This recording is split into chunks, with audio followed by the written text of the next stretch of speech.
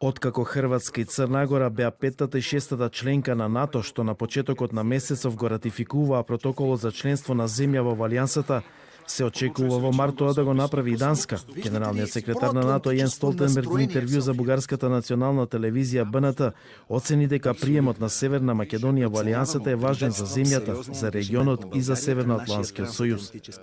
Тоа покажува дека вратите на НАТО се отворени. Сега Северна Македонија ќе има седиште на масата. Ви честитам за вашата улога.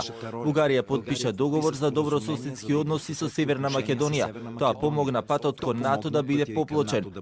Грчкиот министер за надворешни работи Јоргос Катругалос повтори дека договорот од Преспа испратил две пораки, дека Грција сака да биде лидер на стабилност во регионот и дека со договорот се укинува секое сомневање за идентизам и можност за постоење на малцинства. Од друга страна, министерот за поморство на Грција Фотис Кувелис смета дека со договорот од Преспа се отвораат можности за економска соработка, но и за развој на Солунското пристаниште.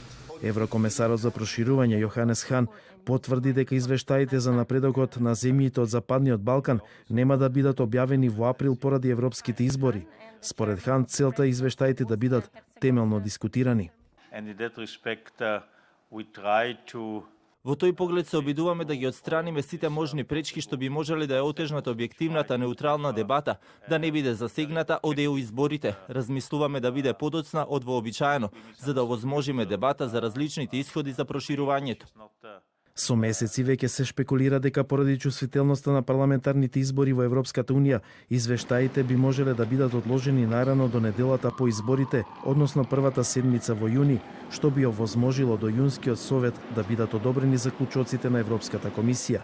Македонија и Албанија очекуваат оваа година земјите членки да одобрат датум за преговори со Европската Унија.